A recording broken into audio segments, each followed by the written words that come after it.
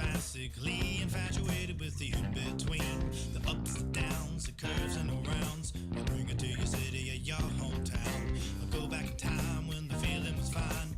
Funkin' was legal and it wasn't a crime.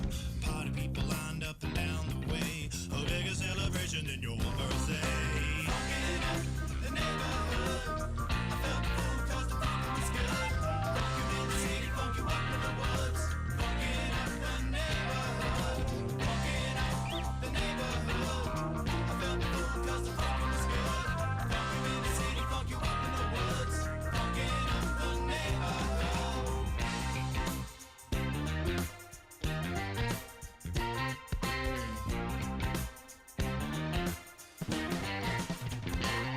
And I have seen the world pristine, funk you up in the bushes, funk you down in the trees. Now look around, all the frowns, the yellow, the white, the red and the brown. And keep in mind, it never costs a dime, cause funkin' is free, I remember the time. Now look today, the streets are gray, time to take it back to yesterday.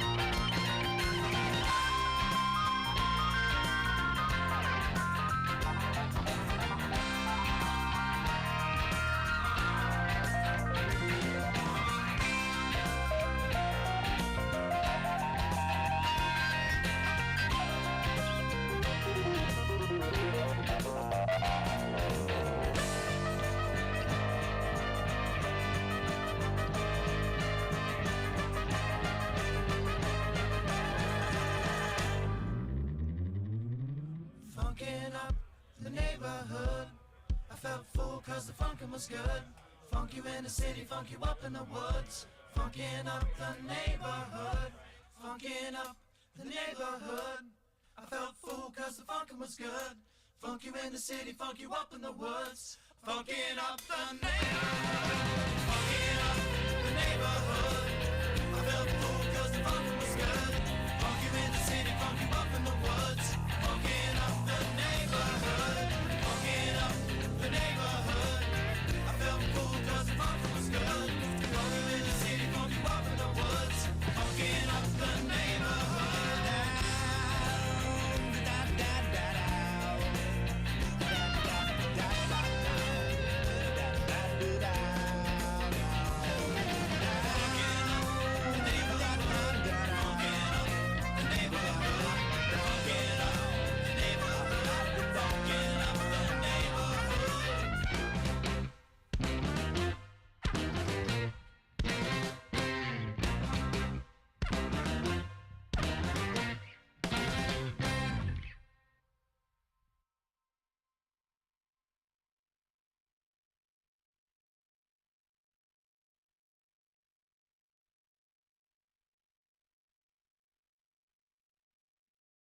Porn. And we're live. And we're back.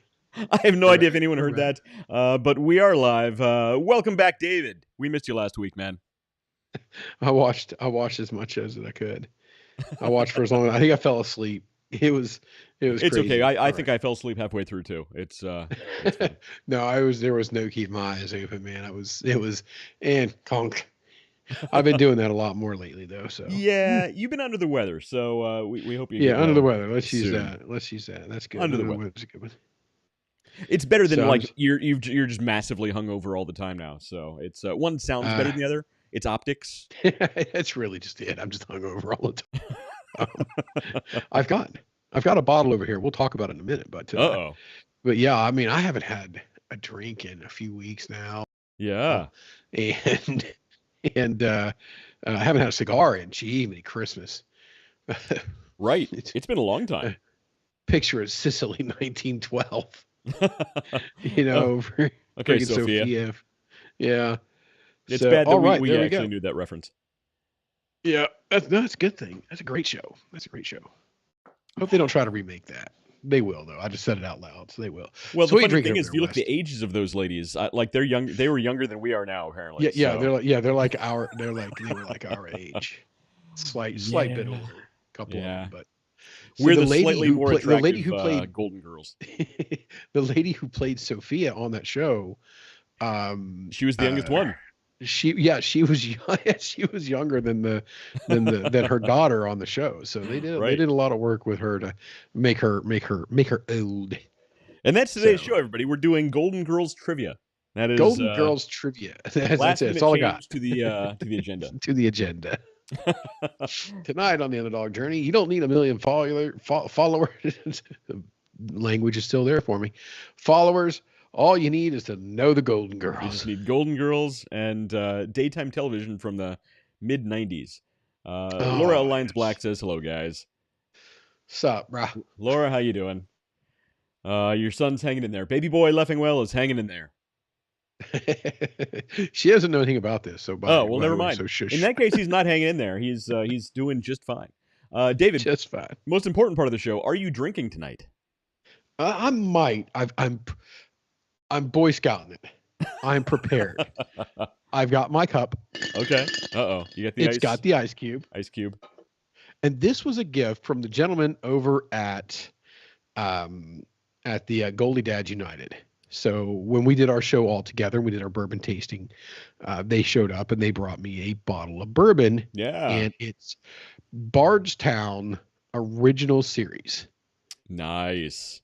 Now, I have not tried any of the Bardstown, and I lament the idea of drinking it because I can't taste it. I can't taste it. Oh, that's so, right. Yeah. So, and by So everybody, it seemed everybody to be a watching, big listening, waste. it's not COVID, by the way. David does not have COVID. Yeah, it's not. Yeah, it's not COVID. So that is not why he has no sense of taste. Yeah, I It's have no just- sense of taste. Have you seen the man? He obviously has no taste. Shelley Webb says, "Aw, love that you call him baby boy."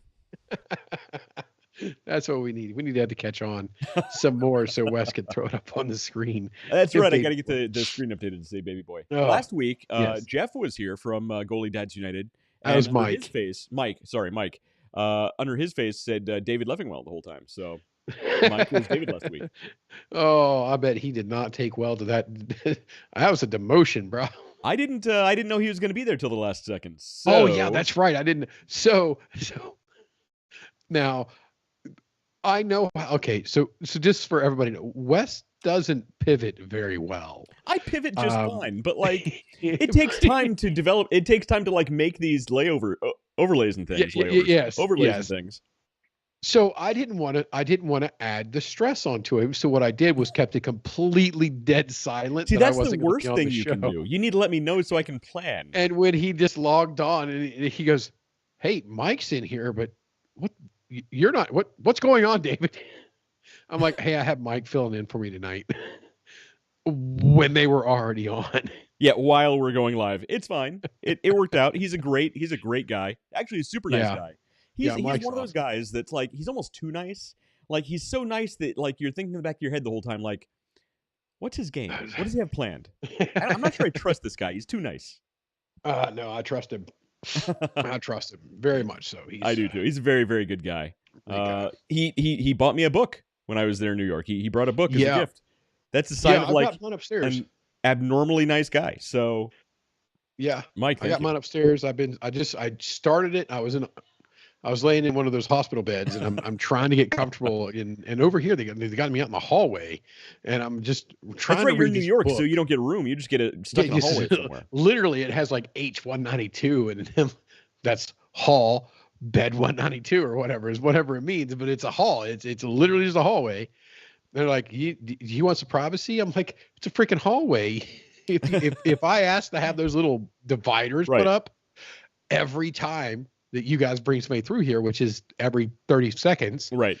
you're going to have to move them. So no, I'm just going to kick back here and just chill. It's New York Hospital. Privacy basically just means they'll face you into a corner. That's, yes.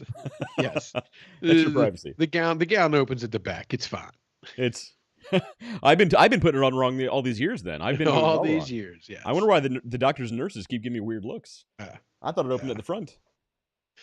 Yeah, well, there you have it. We learn something new every day. So, what are you drinking over there, West? Okay, so I had a dilemma. I was going through the grocery store, and I saw that that it's still relatively early August. It's mid-August now, but they're releasing the pumpkin beers and the Oktoberfest beers already. They're everywhere. Yeah. They're all over the place, and I'm like, no, I'm not having it. I love those beers. I love an Oktoberfest. It's my favorite style of beer. And I love a pumpkin beer. Despite what you say, I think they're delicious, and they're everywhere. But I'm not ready for summer to be over yet, so I couldn't quite go there. I couldn't bring myself to that level. So instead, I got summer shandy, bringing the beach back in August, making it happen. Summer, it's just it's a good beer. It's basically lemonade that kind of tastes a little bit like beer.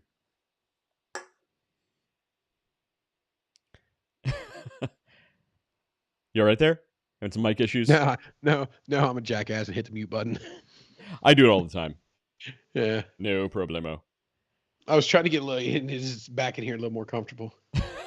So I'm not so sure I like the new lighting in here. What's wrong? I like it. It looks good. It looks good.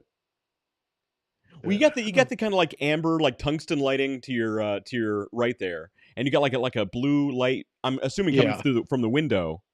No, so I've got the tungsten warm light over here, and then I actually have a blue light setting on this side over here. See, I think it looks good. I think it's like the orange, like real orange on one side and like real blue on the other side. It's kind of like it's like dramatic. I like it. I have color.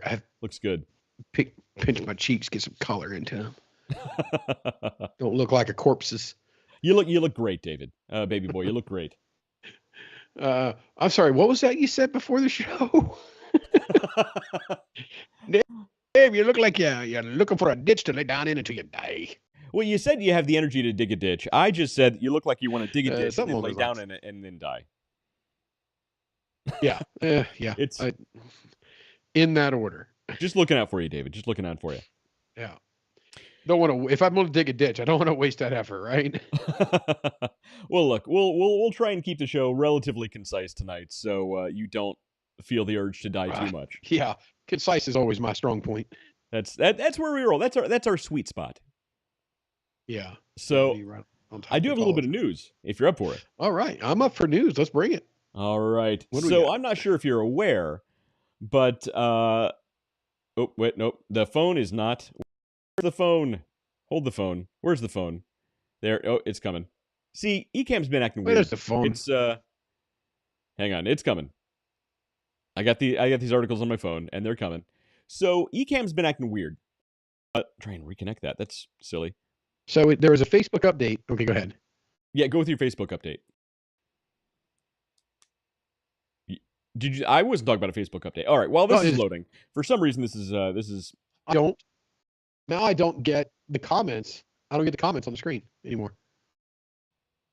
Oh, that's right. Facebook did make an update, by the way, because I couldn't share this the event to my personal page. So Facebook is doing their shenanigans. That's not the news I had today. For some reason, my phone doesn't want to connect to our platform. So I will just tell you about the news, and hopefully it might pop up here. Nice. There it goes. I'm not sure if you're aware that Elon Musk was being sued. Or I'm sorry, no, Elon Musk was suing an ad consortium.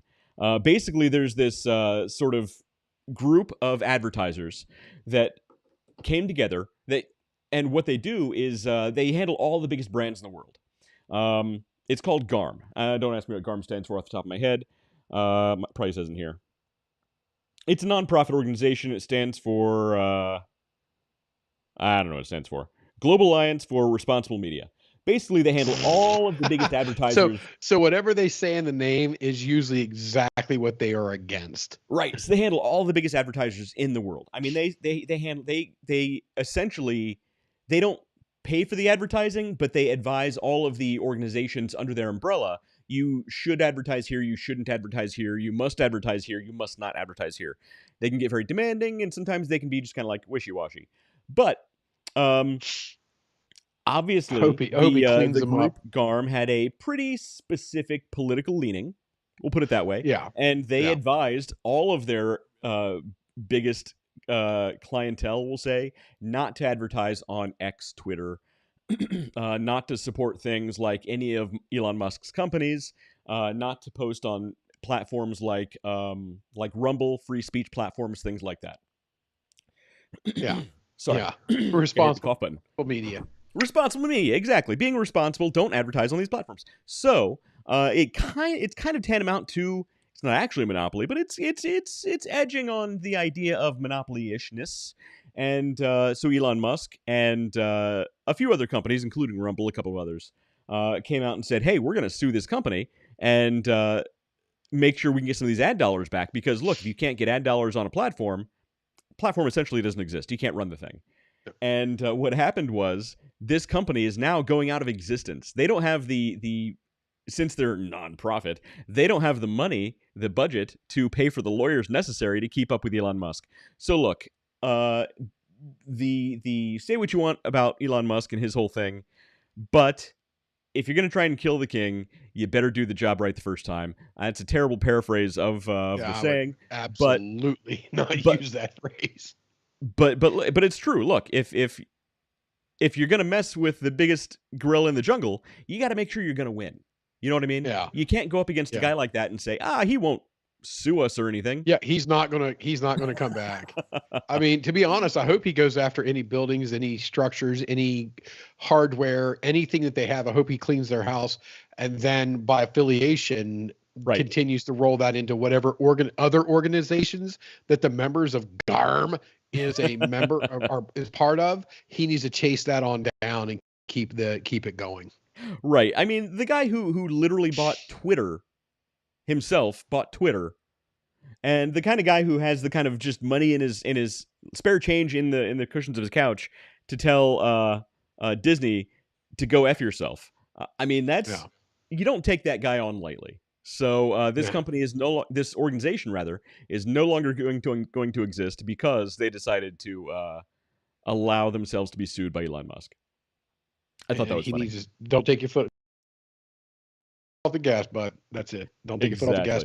When you do that again, if you're gonna root out evil or root out the weeds, you got to take it all the way, or it's going to come back. Right. So exactly. So if we can get my phone to load a second time, good luck to this. It's really weird. Not sure if it's the connection or what. But all right. Well, while this is trying to load, I will go ahead and just talk about it. Speaking of monopolies, like audio things, I don't know. What's that? I'm getting all kinds of audio variants from you. A lot of jumping and a lot of starting and stopping and disappearing, coming back in, a lot of lag and a lot of delay tonight. Yeah, I'm not sure if it's the platform, if it's my Wi-Fi, or if it's just my janky computer. I'm positive I need a new computer. But this is weird because my phone doesn't want to connect. So while this tries to connect, I will just tell you about this story. So I'm not sure if you're aware, not too long ago. Our social credit scores. I'm sure we're being hacked by Facebook again. It's going to be a whole thing. Zuckerberg is hacking our stream again. So I'm not sure if you're aware, not too long ago, the Justice Department called Google a monopoly. And because they were I was reading on that. Yeah, there's a lot of things that fed into that idea, but basically they kind of are. They're basically the gatekeepers of the entire internet at this point.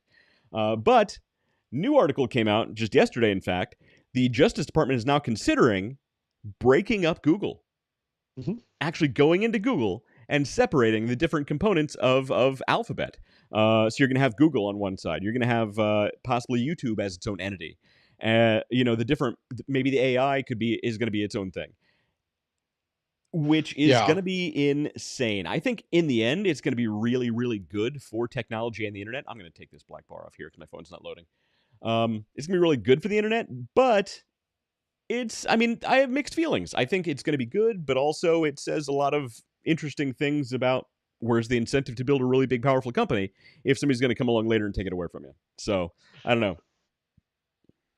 Free market on one hand, actually good for the entire world on the other. I don't know. It's a tough argument. It's the dot in the circle, man. And as long as you don't go outside the circle, you're fine. You can't make any mistakes. But when you start getting outside that circle, you try to take that circle and make it too big. Now we got problems. And that's what it is. Now think about it from a revenue standpoint and from an investor standpoint. Right. Spinning off something like YouTube off to its own entity. I mean, there's value. Okay, so you've got the number for investors, one and there's number definitely two. value because every one of these is going to grow independently now, right? Oh, you don't think the people at the top are going to be the people who own the vast majority of the shares on this? They're not going to walk away and go, "Oh, I lost all kinds." No, they're going to make billions on all of this. At the same time, you have to say. And so is Nancy Pelosi and her husband with a hammer. But you also have to understand that the cross functionality of the different platforms now is going to have to be completely restructured in different ways. Yeah, in the long run, it will be very profitable for those people, but it's going to be some growing pains in the meantime. But also, I think it's also going to make way for other companies to come up and give good competition to Google, to YouTube. This is going to be, so I mentioned Rumble earlier. This is going to be massive for Rumble. Companies like that who just have been gate-kept out of the entire industry, essentially, are really going to be able to make some headway now. So, yeah. It might be a win-win for everybody, actually. I think it will. I mean, because the people aren't. They're not losing money. They're not going to lose money. I'm trying to log in here. Do you know where you stand with your Democrat stock?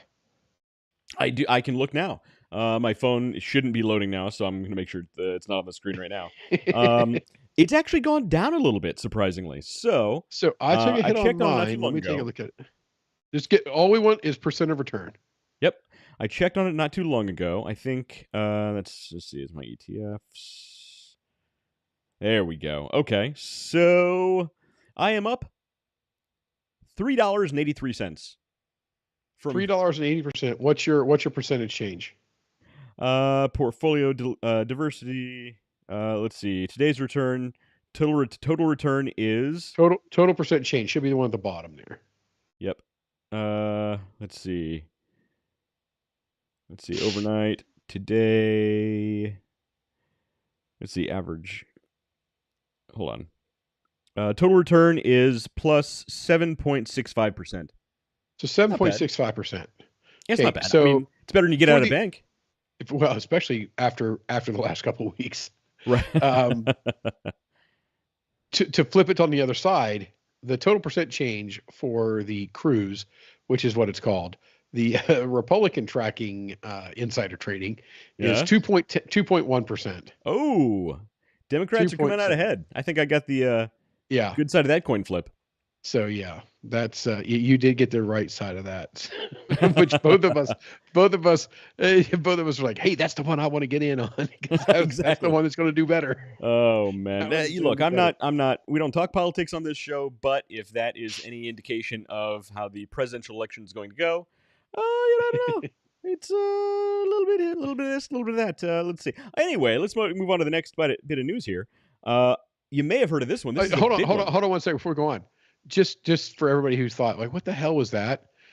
We did this on the show months and months ago where each of us bought into specific stocks. We said, hey, we're going to do $50 or $25 here. We're going to do $25 here. We're going to do $25 here. And we're supposed to check in on them from time to time. And this is our first check in on them. So this is the first time we've checked in on them to see kind of where we are. Everybody knows your 401k took a freaking beating in the last 2 weeks. Yeah, I can't imagine why. The economy's doing great. I keep hearing on the news it's doing amazing. It's the best economy we've had in U.S. history. It's doing great. You need to check your 401k before you buy that next property. 401k, pshaw. Your investment. So anyway, there was one of them was because neither West and I agree with the fact that Congress is allowed to have insider trading, and they are clearly using it and making millions and millions and millions of dollars for themselves. But we wanted to know which one was better at it. Right. So basically there are ETFs that you can buy. Yeah. An ETF is essentially a collection of investments that follow different trends. These ETFs that we found, one of these ETFs specifically follows the trading activities of Republicans and Republican family members. The other one is Democrats and Democratic family members. So we flipped a coin. I won the coin cost. I won the coin cost, and essentially, I got to choose who I wanted to follow. I decided to follow the Democrats. David, the loser, followed the Republicans, and the Democrats, it seems, are making investment decisions that are like 3 times better than the Republicans, which is amazing. I would never guess. Yeah, right around 3 times is for what from what we have right now. But we'll check in on it in a few months and see what happens, and then we'll go from there and see if there's any difference come December, January. We'll see. So we're just gonna let this ride. There's no real time frame. We want to do it for at least a year, but there's no real time frame or end time on us here. So we'd like to kind of see what happens.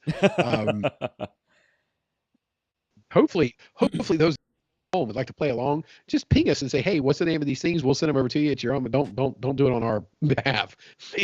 We're just doing it to make fun of the fact that we allow legal insider trading. And if they can do it, we might as well follow on their, ride their coattails, right?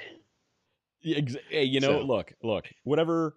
My return's significantly better than you get out of most banks right now, so I've actually decided to take all of my kids' college money, all of my savings. I'm just going to dump it all into this one ETF, and we'll see how it goes. Don't tell my wife.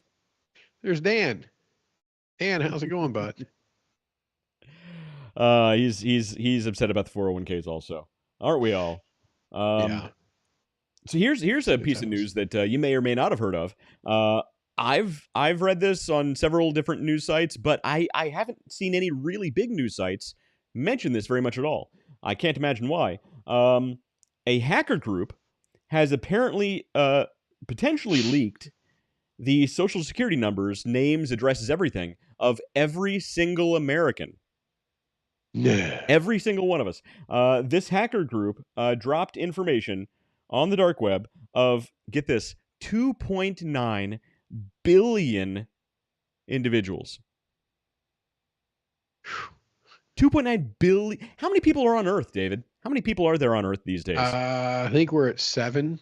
Like, it's 7.5. I think we're pushing 7.5 billion people. Of the entire Earth. This was 2.9 billion individuals. How many roughly how many U.S. citizens are there? But it's about 300 million. 350, 370 million, I think, is the general number. So statistically, it's very likely this hacker group just dropped the identifying information for everyone in America. That's insane. Yeah. Holy moly. So there was this lovely movie. I'm going to call it an artistic piece called Fight Club. I thought you were going to go with The Walking Dead, but close enough. No, I'm gonna go with Fight Club. There was a movie called Fight Club. That was a good movie. And if you've ever watched it, the end is basically completely pointless. People are blowing up stuff that doesn't matter. I mean, blowing up a building. He blew up a building with servers. You think they didn't have backup servers? Congratulations. It's am I going to do this? No, I'm not going to do it. I'm not going to do it. The disaster recovery, there used to be disaster recovery centers as well.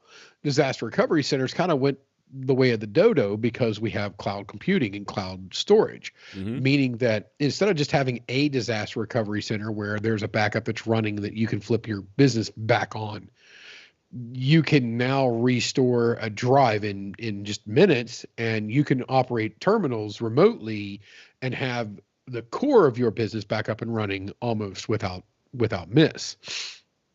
So the premise is flawed in what they're doing. I'm guessing the author wasn't quite, that savvy with the technology. Yeah, he probably Tyler Durden was supposed to have been. Yeah. So but one can maybe see what they're getting at. Like, every single man, woman, and child in the U.S., their data is compromised. You know how many things I get so I was part of the original big one, the data hack for Target. You were part of that? Your stuff was leaked? I was part of that. Yeah, I was part of the data hack with Target, and it was a huge, huge deal. And I was like, oh man, and they had to pay for credit monitoring and all these things. They had to watch it for so long, and I got hit multiple times with a lot of things. But we got them cleared off, we got them cleaned up, and now it's so commonplace that we're all just like, well, I guess they're watching my credit too. But you know what? If you just protected the actual data, or I'll tell you what, Social Security numbers are not supposed to be used for identification purposes to begin with. That's when they were rolled out. They weren't supposed to be means of identification. Right. So it was part of a Social Security program, not an identification. So again, back to the Tyler Durden, there's some justification that you could have for completely hitting the reset button, the virtual reset button, and just saying, all right, all the data is gone. Now the rich people are going to go, ooh, no, we can't do that. I think it goes deeper than that. I think this is a justification. Put it on the gold standard. I think this is justification for them rolling out CBDCs, blockchains, central bank digital currency. Why? Because think about it. Think about it. Okay, so if all of your personal information, could be. I'm not okay. I get where I think I see where you're going. All right. If all your banking information, your social security number, your personal information, your bank account information, all of that stuff can be leaked out into the web, and even in some cases potentially even destroyed. The point of smart contracts in cryptocurrencies is that it can't be corrupted or stolen. It's always out there, but it's always yours because it's your piece of the blockchain. Same thing with central bank digital currencies. If all of your information is on the blockchain, guess what? Nobody can steal it, except for the person who controls the blockchain, which in this case would be the U.S. government. But we totally trust them. That's a different conversation altogether. So I would say CBDCs are the future because of this one event. I don't. I think this is justification for CBDC. What do you think? Is that crazy conspiracy theory? Is this the conspiracy theory show? You know, I seen a thing earlier today that actually said who the real conspiracy theorists are right now, and I'm not going to go into it, but it was very, very comical. You know, there was an article the other day where somebody had hacked the 23andMe. So that happened. That's happened several times. Yeah, that's happened several times. Yeah, and I made a comment, "No time to die," right? So I don't know if you get that. That's James Bond. Mm-hmm. That's the latest James Bond movie, and it literally is the premise behind James the new James Bond movie, is that, you know, people have been stealing and they could literally target your DNA down to a pinpoint or your family members of that person. Yeah. And you could pass it through everyone until it got to you, and then you're toast. But they're not really working on something like that, David. I mean, you got to trust. You got to trust the people in charge more than that, David. I do not. I absolutely do not. I believe that when somebody in a conference room somewhere watch that movie and say, "Hey guys, I bet we could figure this out. I bet we could do that." Yeah, no, I have no trust in them at all. Come on, man. The U.S. Postal Service has had like 6 times throughout its history, I think it's 6, to actually be self-sufficient and earn money. And each time they get close to it, they knock it back down, change things, add more weight on top of it so that it doesn't. So no, no, I do not trust them. Well, with that being said, you know, there's a new pandemic. Oh, there is. The Mpox is apparently the Mpox is you can't call it monkeypox anymore. That's apparently no. You have to call it Mpox. So Mpox is apparently breaking out all over Africa and is now being found in parts of Europe. Don't get me started on how you are most likely to catch or spread Mpox. That is unless you're into weird rave events. Give me some glow sticks. Yeah, that's a different story altogether. But apparently that's the next pandemic, so get ready for that one. Oh boy, I can't wait. Michael Perenio. Oh, cool. All right. So somehow we went from news into conspiracy theories, and next on the docket, AI.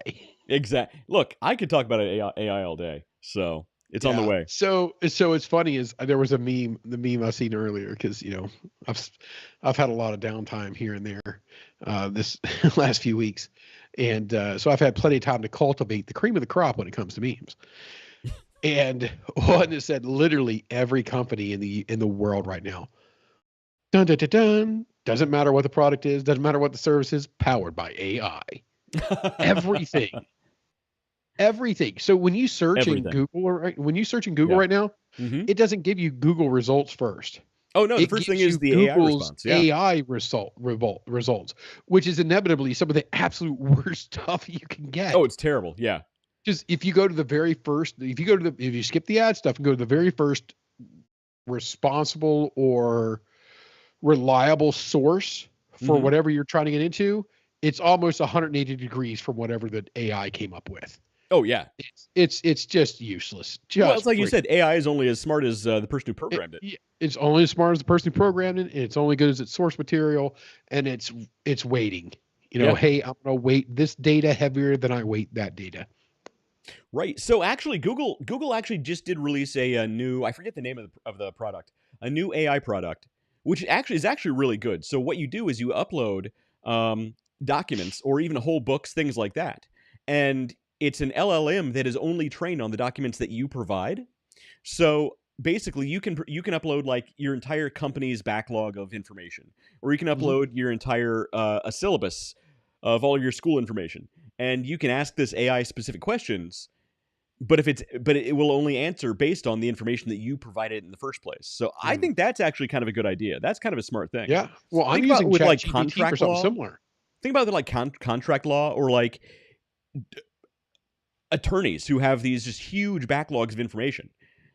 I mean, there's really something to that. So that was actually a really good use of AI, I think. You're right there? Yeah. So yeah, I'm good. I had twitch in my head there. I'm using ChatGPT right now. I took a manual that I have to research. I have to dig into a lot. I can put the entire thing into ChatGPT. Yeah, it's public document. I'm not sharing trade secrets or anything with it, but I'm putting the whole thing in there to create a troubleshooting guide that eventually I'm going to extrapolate out to an app, so that people can have an app on their phone. So instead of even having to pick up a phone and call tech support or worry about a manual thing, they pull up, they hit the phone, they get the button, type in what they're looking for. Hey, I'm having problems with this, and done. Not created, but not powered by AI. So there's actually another really good version of that you might want to try. So on Bing, if you get the use Bing for desktop, I picture the guy who uses Bing. Bing, every time he's like, hey there, Scooter. He calls people Scooter. But if you get a Bing account, that for you. If you get a Bing account, there's a product in there called Notebook, and what you can do is you can actually import or write long form content and give it specific instructions, and it'll spit out like long form, not short responses, but like long form results of what you asked it to do with this other content.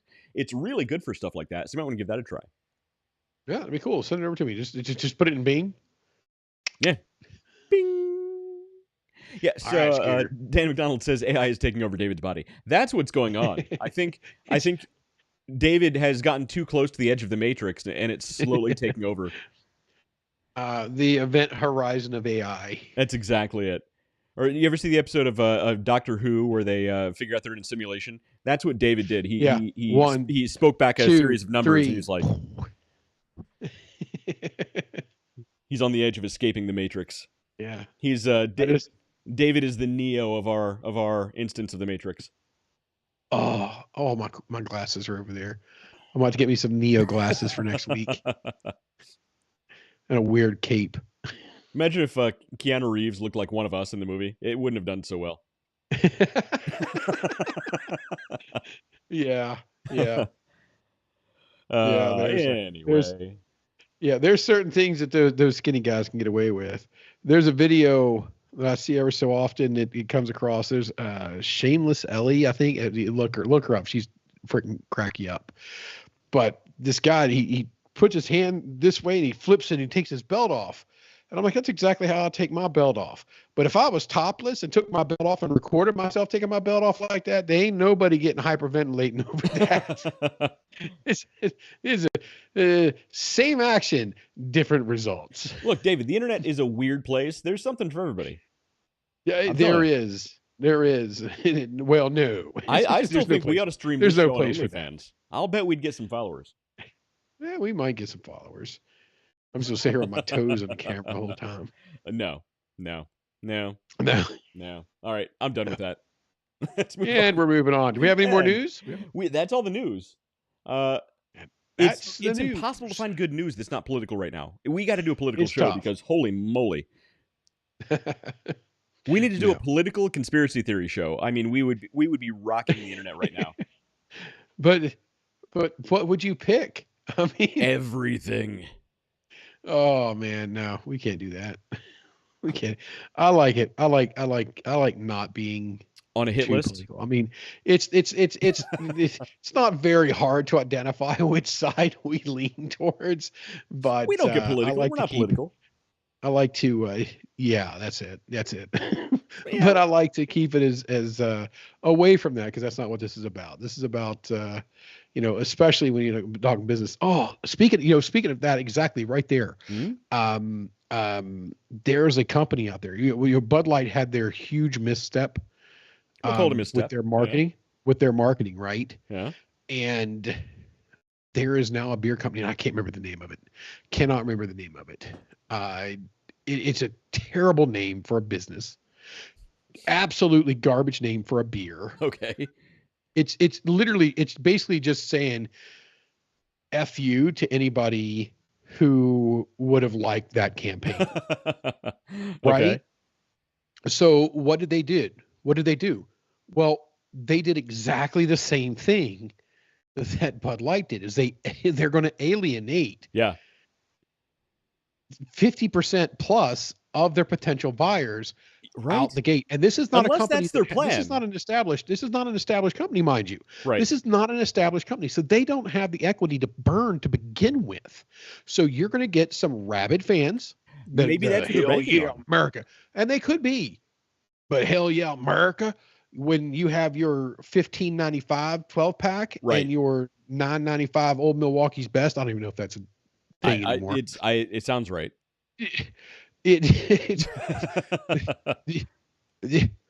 not going to care about your beliefs, but right. Pick up and here's the funny thing. So like, I think I know the brand you're talking about. I've seen a couple on Instagram that have like Trump on the can, and it's like, yeah, America. It's like America beer. Yeah, they have weird logos and weird stuff on the cans. And they probably are banking on the super, MAGA American people. Yeah, the 1,000 true fans, if that's who they're banking on, that's fine. But here's the problem, especially with the beer brand. Most of the people who fit into that niche, we'll call it a niche, they already have their favorite beer.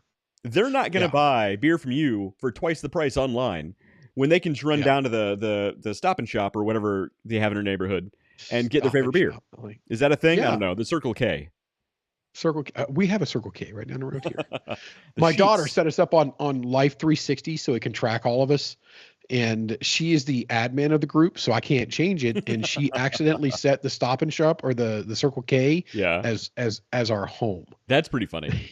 So every time we drive by it, it's like, David is home. David left home. Nikki is home. Nikki left home because we just drive right past the Circle K. That's pretty just because we went past the Circle K. So yeah.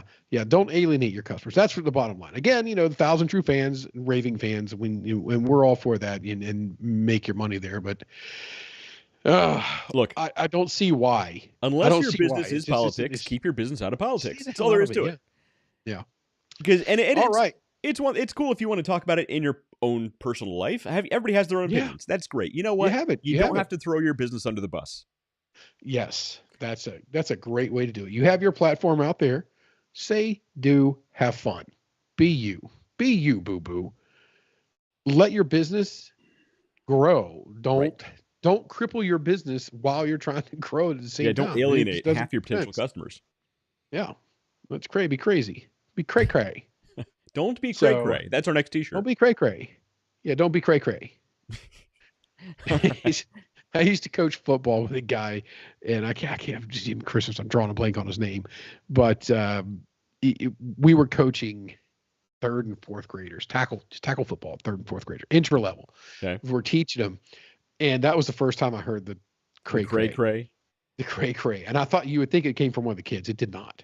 It did not. It came from this guy. And this guy's big. He made me look a little small, right? He's taller, broader at the shoulder, bigger at the belly. Man, he was he had a big boy, and the kids got to acting up, and he said something, and it ended with cray cray. The kids lost it. I'm over there trying not to lose it because I'm like, this is the funniest damn thing I've ever heard. This big ass man, like, don't you kids be no cray cray? Like, what is going on? I'm not sure what I mean. They were doing hit drills. Yeah, so it was great. So it's stuck. It has stuck with me. That's pretty funny. It has stuck with me. So we're talking about 1,000 True fans and raving fans, which kind of ties in with our topic tonight. Right, exactly. So we're going to keep up with the cray cray. Cray cray. The cray cray. The cray and the cray. So basically, tonight's agenda talks about the fact that you don't need 1 million fans for a business to succeed. So, online, anybody who goes online and looks up anything business related, you get fed all this, like, we'll call it hustle porn, where it's these guys who sit there and talk about, like, hustle porn, not porn. Hustler. It's all these guys. There's not a lot of difference between hustle porn and hustler porn. Hustler. Yeah. And one is one thing and one is significantly a different thing. Yeah, I'm sure Facebook is having fun captioning this. Yes. So hustle. They're like, hustle. Okay, gotcha. Hustle. I'm with hustle porn. Basically, you get all these douchebags who, probably live in their mom's basement, and they get these, like, the cheap clothes that look super fancy, or they were just born on, third base. They're super rich to begin with, and they're talking about, you can do anything. You just need, look at me. I have 1 million fans following me right now. In the meantime, like, you're the biggest douchebag in the world, and you've never actually had to work a day in your life. I've never heard the term "born on third base" before. That's you've never heard that before? I have never. I am old as hell now, and I have never heard that till this day. That's a real. I didn't actually even make that up. That's a real thing. The moment you said it, I'm like, damn. All right. I coined that. I made that up. So everybody watching. Yeah, you made that up. It's a thing. I made that up. That's fine. We're gonna put it on a T-shirt. That's. I don't even know baseball. CCR was going to sing a song about it. I didn't even know pregnant ladies could play baseball. That's a weird thing altogether. But so the problem with these people. It took a minute for David to get that one. It took me a moment to get that one. So my Pentium 2 up here is lagging a bit. He still has the M1. Has to have his chip replaced. All right. So basically, you don't need 1 million fans. Regardless of what all these giant, Logan Paul lookalike people try and push towards you. It doesn't matter how many people follow you on Facebook or YouTube or Instagram or, the TikToks, if you're still using the TikToks. You just need 1,000 true fans. This is something Dave and I have talked a lot about in the past, where would you rather have 1 million people who follow you? They don't really buy anything from you. They don't really kind of care. They'll check out your content every once in a while. But you got 1 million people. It's a big number. Or would you rather have 1,000 people, each of them spending $100 a year? Maybe $100 a month with you, maybe $1,000 a year. It's you just need 1,000 people who love you versus 1 million people who just kind of know who you are. Yeah. The problem is most people have it backwards, especially a lot of young people coming up. So, and this especially relates back to business because most people, especially if you're watching this part of the show, it is all about business, growing your business, small business, startups, things like that. And a lot of people have it backwards. So, doesn't a lot of followers though mean that people do care about you and want to buy your product? Yeah, probably. I mean, again, I mentioned Logan Paul earlier. He uses his social media. He's actually a marketing genius, by the way. He's a huge douchebag, but marketing genius. He uses his platform to sell, I said with all due respect, every piece of junk Ricky under the sun. Bobby. Oh, with all due respect, he's a massive douchebag. Yeah, and he doesn't watch this show, so it's okay. He won't sue us. He's on my couch listening to them right now. Logan, I know you're going to fight Mike Tyson, but I could take you. He's actually going to fight Mike Tyson in like November or something. I hope. That's not fair. Mike Tyson's going to have arthritis in November. Mike Tyson is. They were going to do it in. I would not want to get hit by that guy. I think they were going to do it in June or July, but Mike Tyson had like an abdominal issue, and they had to postpone it. But he's like 70, so like, dude, I'm not really sure that's one to brag about. I would take, dude. See, here's the problem. If I could survive one round in the ring with Mike Tyson, that's something I would brag about for the rest of my life. Oh, I can't. Yeah, I won't try. I do not want hit by that man. Have you? The guy is a beast. Well, yeah, I do not. No, I fully admit, Mike Tyson, one punch from him, I would be dead. I would never survive a single punch from him. Yeah. But here's the problem, right? It's like if you were fighting a little kid. If you win, you're the guy who beat up a little kid. You beat up a little kid. And if you're the guy who loses, you're the guy who got beat up by a little kid. Yeah, it's all. If you win against Mike Tyson, you're the guy who beat up a 70-year-old. If you lose, you're the guy who got beat up by a 70-year-old. But it's also Mike Tyson, so if you lose, I mean, people kind of expect it. Not 70, but okay. 70. Dan McDonald says 58. So look, that's not a spring chicken. Yeah, I still don't want to hit by the guy. I still don't want to take a hit from him. But yeah. So anyway, that was a weird side rant there. But and we're back. But we're back to the main topic. You don't need Logan Paul following in order to make good revenue. It's all about the quality of your audience, right? And how do you get the quality audience? By you being a great brand ambassador. That was a weird twist we haven't talked about before. How do you become a brand ambassador for yourself, for your own brand, for your product, for your service, for your company? It's crazy because I'm actually right now, just to keep it in the brand ambassador world, I'm right now trying to help a group in the company I'm working for to identify and show them the value of brand ambassadors versus customers.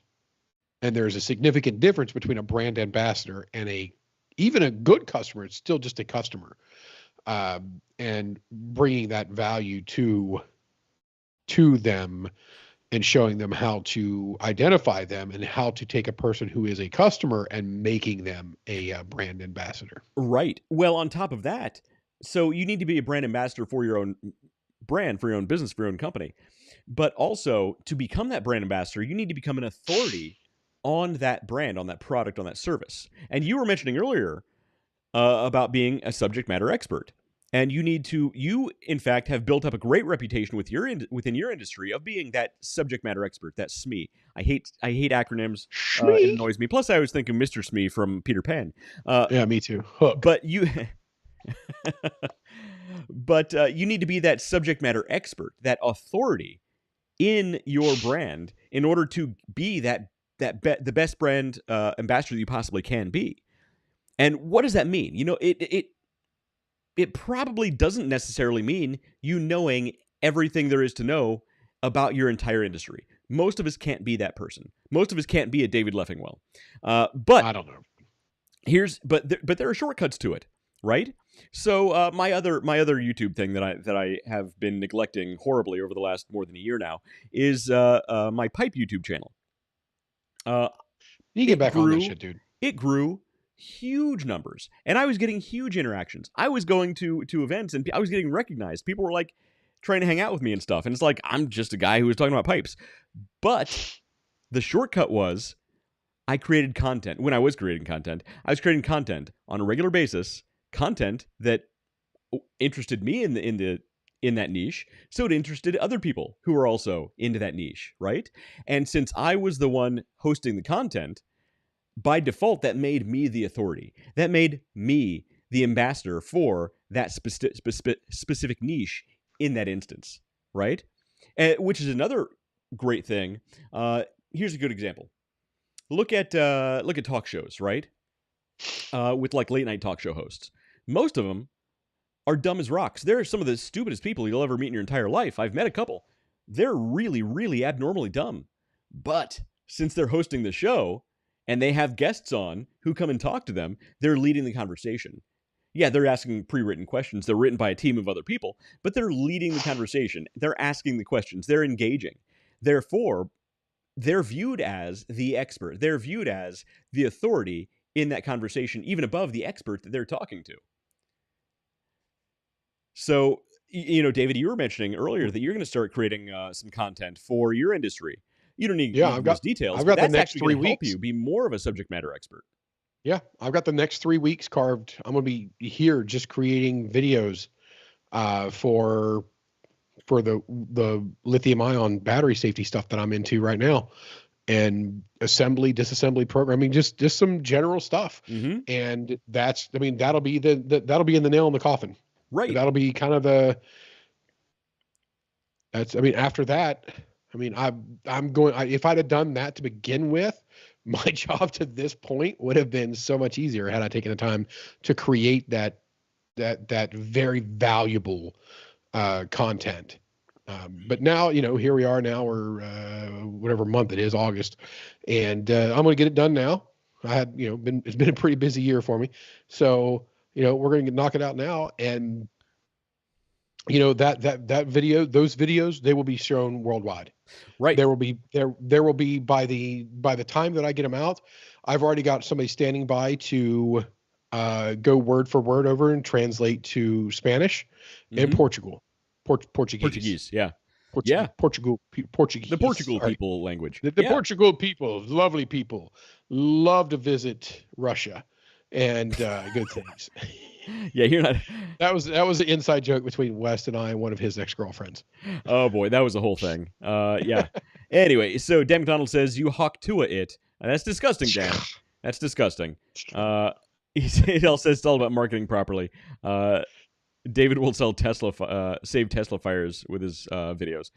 Look, I could help Tesla. So Elon, if you're ready to talk, let me know. I can actually, Elon, don't talk to David. Elon, don't talk to David. Talk to me, and David can be a middleman someplace else. We'll talk about that later. Elon, give me a call. We'll make this happen. But so it's interesting. So you're making these videos. I'm actually about to start doing something kind of really similar in a couple businesses that I'm working on. One of them being Underdog Plus.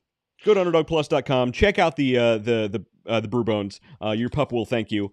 No wheat, corn, soy, or rice flour in these. Yeah. I mill my own flour for these. Actually, it's your pup will thank you. All small batch, all handmade.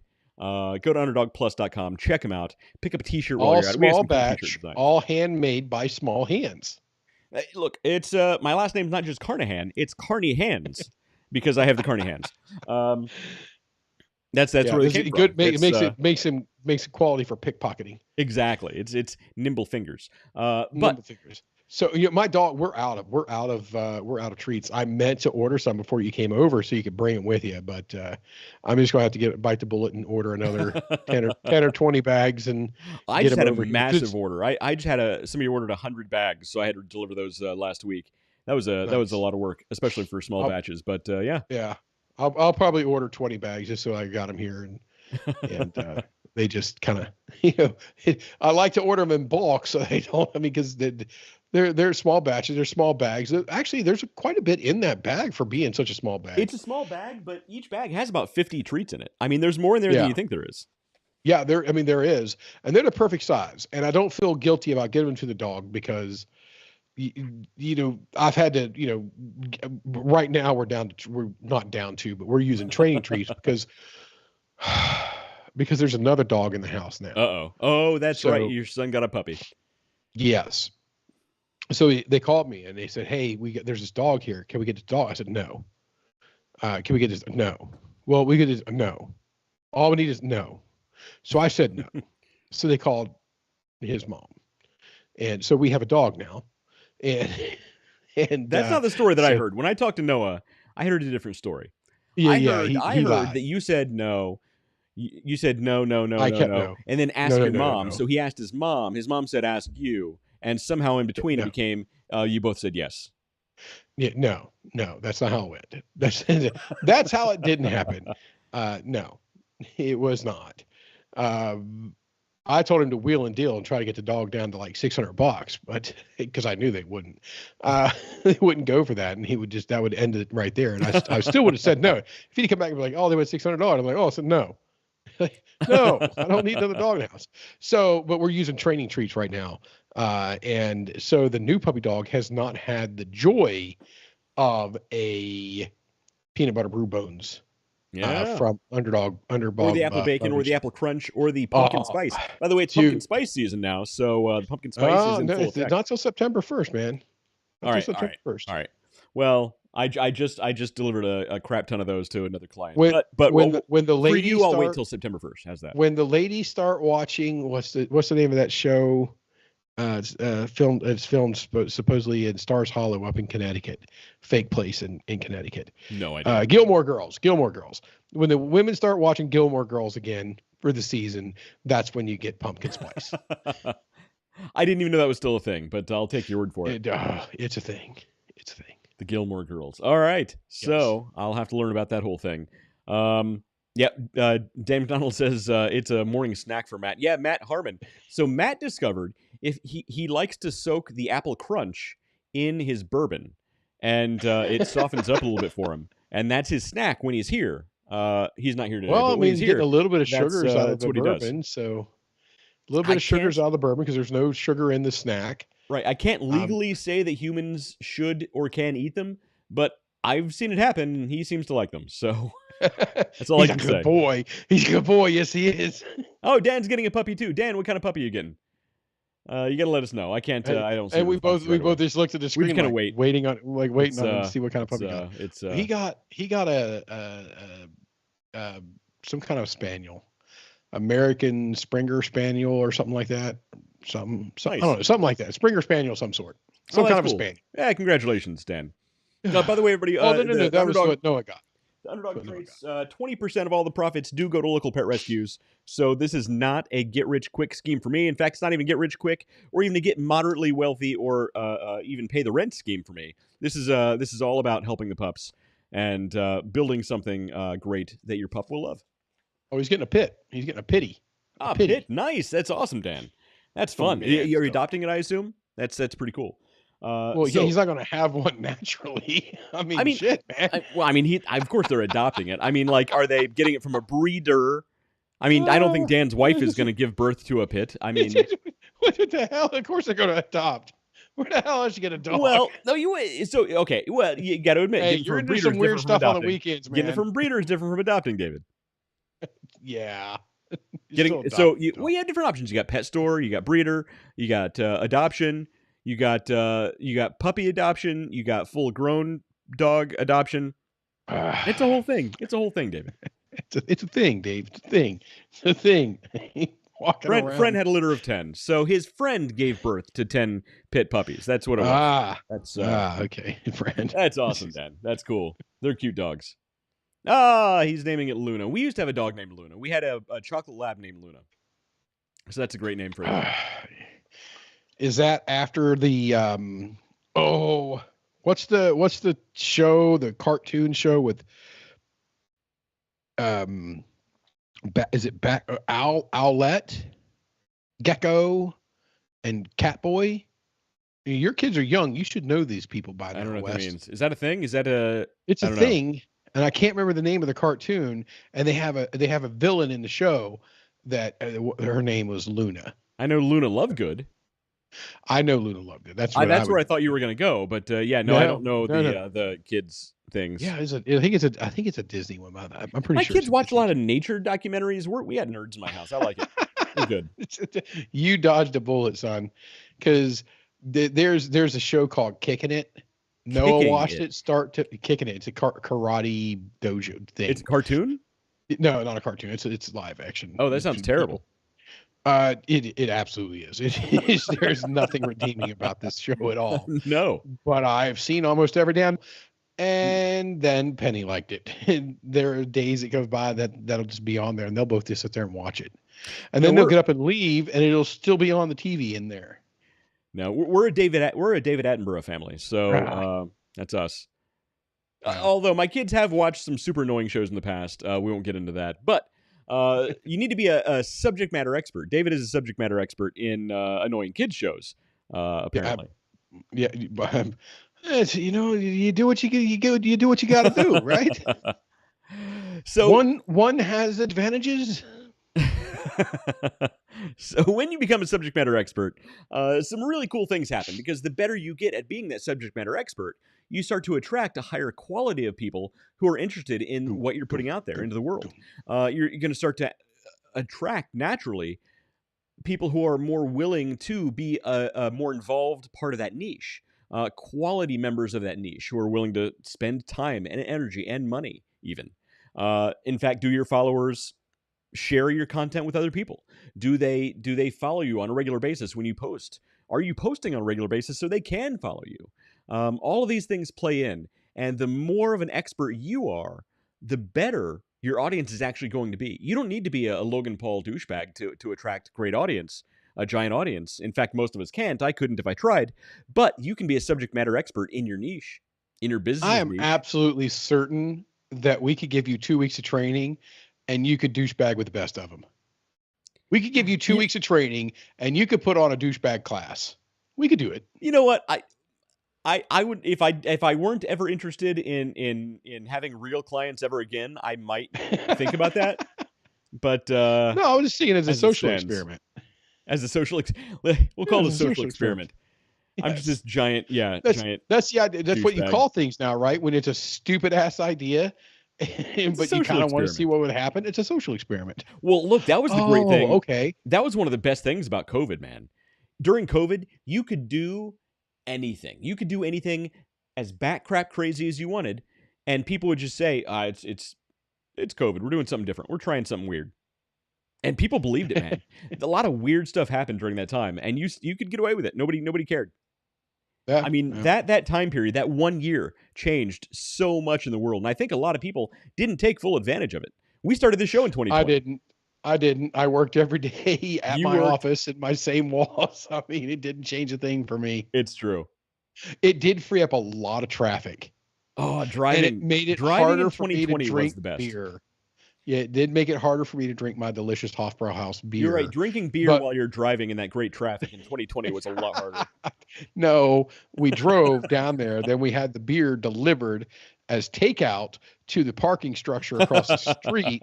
And we all gathered there saying Kumbaya, drank, had fun, ate our food and everything. And we played Bavarian and German music, drinking music out there on our speakers and whatnot. And then we were all done. We packed up and we left. And there was zero traffic. Yeah, that was cool. Ever. Well, you and I, we started doing, before we started this show, we started a pseudo version of this show where we would meet out in a parking lot at night with some cans of beer and some fold-out chairs. Yeah, we did. It was cold. Oh my God. The first night we did that, it was freaking freezing. But we sat there. We sat outside like 2.5, 3 hours. Yeah. Just, here's some cans of beer. We had little fold-out tables, and we're just just right out in the middle of this parking lot. Nobody else around. What are they gonna do? Right. They can't get close to me. And we did a stupid thing when we sat so far apart, and we're like, "Hey, this beer is pretty good." What? I said this beer is pretty good. What? I'm deaf, so that's usually the first thing I say to a person. Yeah. Is what? And when I tell people, it's like, hey, I'm stone deaf on one side and I got a little decent amount of hearing loss on the other side. They go, huh? Like, I've never heard that one before, bud. But I'm bummed. You really got me. You really got me. And then they're like, oh no, I'm just kidding. And then they'll say something. I'll be like, I didn't hear what they say. And then I have to go, what? And they're like, yeah. Are you? And they think sometimes I'm making most of the time they them. think you're joking. Yeah, most of the time I think you're joking, but I really just didn't freaking hear you. I don't have a clue. Man, I really want to crack open this Bardstown, but I can't taste it, so I'm not going to do that. Yeah, tonight. I mean, if you can't taste it, what's the point? Yeah. So the good news is I can tell how stout it is just because of the feel. And when I was doing the barrel proof, I had a little sip of it, and it hit just right. I was like, ooh. I bet this is tasting delicious. I couldn't taste it though. It's good. Well, you know what's funny? So 1,000 true fans. Yeah, so 1,000 true fans. So basically, look, we're gonna keep it concise. We're gonna try and keep it more concise. But essentially, you don't need 1 million fans. Your brand authority and your ability to be a subject matter expert is infinitely more valuable than having 1 million fans. Guaranteed. Yeah. You are gonna make better You can get better followers, better fans, customers who are willing to spend more with you on a regular basis, because you want that repeat customer. That's where you make the money. Way more reliably if you're a subject matter expert and you provide content on a regular basis to your customers that they want. Consistency over time. You see how all this stuff kind of plays together that we keep talking about. All of it's related. All these things that we talk about are related. And that's one of the reasons why we keep bringing these same things up. David, you're wearing the Consistency Over Time t-shirt. Way to get you a new one of those. I do like to try to wear it. It just looks shady because I can't take the mic away and continue to talk, you jackass. Because the bright light that's over here is blocked by the iPad. So it's actually still in pretty good shape. It just, is blocked. And then I've got the blue light over here. But no, it's got my consistency. I like to wear this as often as possible to remind people that consistency over time equals You've been success. asked about that shirt out in public. Oh, yeah. I got flagged down in Vegas. There was a guy who chased me through not really chased me, but tracked me down halfway through the Golden Nugget in Vegas off of Fremont Street. And he was like, "What is that, dude?" I'm like, "Well, it stands for consistency over time equals success." He's like, "Dog." And I'm like, "Dog." Oh, he did, awesome. Dude. And he's like, "Where'd you get that?" I was like, "Well, it's actually our brand. It's the Underdog Journey. We have a podcast." And he was full tilt in on it. We were watching videos. So, hey, he's like, I want to do this and I want to do that. And I was like, "Oh, this video, go to this video, go to this video, and watch these videos. These are the ones that we talk about exactly what you're trying to do." Mm-hmm. And we will show you in those videos. We're going to not only show you that you can do it, we're going to show you how to do it for free. You don't have to pay a lot of money for this stuff. You don't have to be a big Fortune 500 company, right, or a big business to utilize these powerful, powerful tools. Just go watch these videos and it's there. And people's like, "Oh, how much do you make off of it?" Like, we don't monetize our channel. And it's like, what? Like, we want you to make money. Right, we have our jobs. We have our, this is our hobby. So it's supposed to cost us like a hobby, right? Right. We have other stuff going on. We've said that for years. If you treat your business like a hobby, it's going to cost you like a hobby. If you treat your business like a business, it'll pay you like a business. Right. The Underdog Journey is, to us, it is our hobby, is to bring that to other people and to have other people be successful. And, so our goal, or our idea of successful show, is that someone is able to take information from it and utilize it to become, more rounded, to launch. Because that's the biggest thing. That's where we started, was, hey, sometimes you got to kick yourself in the ass and get moving. That's it. And on and on and on and on. And we've talked about being a brand ambassador, and to bring it kind of back over to our point here, is when you are that brand ambassador for your own product, and then you have your 1,000 raving fans, you are actually going to have drop downs from them. So you're going to have tiers of customers out of these people, because they're raving fans. They're not customers. They're raving fans. A customer comes, buys, pays, leaves. A raving fan comes, buys, pays, tells other people about it, right, and then sends them there. So you are going to get tier. You're going to get your top tier, your brand ambassadors is what I like to call them, and then they are going to start feeding down and bringing in. So that one raving fan may actually send you another raving fan and 5 customers. Right, that's it. There's value there. There's a lot of value there. You don't have to have 1 million people following you. You don't have to have 1 million people like our views. We don't care. We don't watch and see how many people view these things. Occasionally we'll pop in and just look at metrics, because we're like, hey, should we do a metric show? And then occasionally we're like, well, we should probably know what the hell our metrics are. Right. But it's not what we're here to do. It's not what we're here to do. We're not here to do that or try to make money off of this. So, we can build it and they will come, right? Yeah, because that always works. Yeah, that's a stupid saying. You should never use that in business. Yeah, never do that. If you build it, they will not come if you don't advertise it. So. If you did the proper market research for the geographic, the demographic, and the psychographic, and it pointed to a advantage situation for you to build a certain product or service inside of that market, then yes, you can build it and they will come. But even so, you still have to market and advertise it correctly. But then you still have to market and advertise it and manage it properly. Yeah. Aside from that, yeah, they build it and they will come. Totally. That's how it works. That's the stupidest ass thing I've ever heard. That not really stupid. Thinking outside the box is the stupidest ass thing I think I've ever heard in business. David, think outside the box. Oh my God. So right now, so somebody told me the other day, it's like, hey, I was talking to somebody about you. I told them that you really think outside the box. And I was like, dude, in my head, I couldn't say a word. Like, no, if I could come just take the compliment, David. Just take the compliment right now. I know they thought they were complimenting me. And I was like, okay. Here's how you respond. Literally just that awkward. Okay. Here's how you respond. There is no box. There is no box. There is only Dave. Dude, the next time I hear that is exactly what I'm going to say. I'm gonna put a Post-it note up on my. Now that's our next T-shirt. There is no box. There's only Dave. Wait, no. I won't add that part. No. I'm not adding that part. We're gonna do it. We're gonna do it all the way, bud. We're gonna do it. We're gonna do it all the way. No, I think you're getting that confused with the where there's a Dave, there's a Way shirt. Yep, that's also true. I've heard that a lot. I've heard that one a lot. That's it's a good one.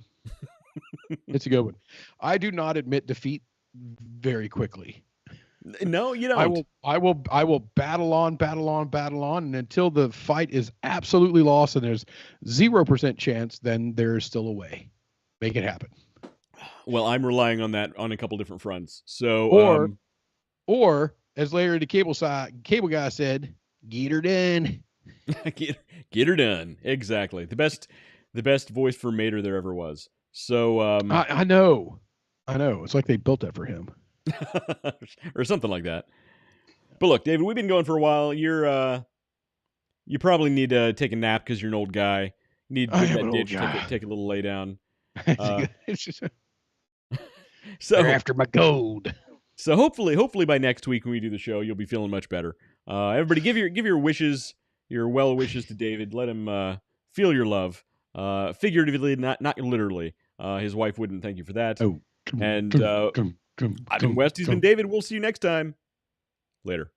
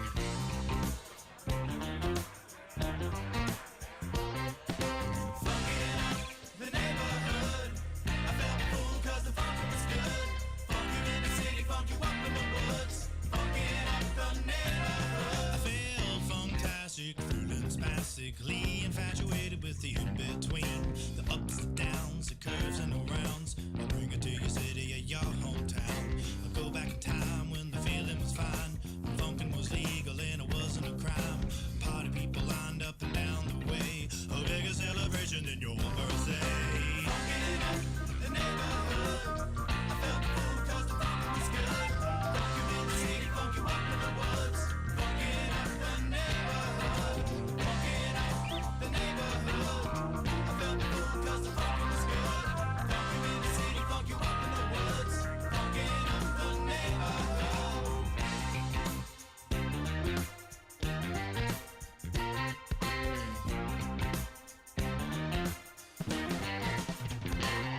And I have seen the world pristine, funk you up in the bushes, funk you down in the trees. Now look around, all the frowns, the yellow, the white, the red and the brown. And keep in mind, it never costs a dime, 'cause funkin' is free, I remember the time. Now look today, the streets are gray, time to take it back to yesterday.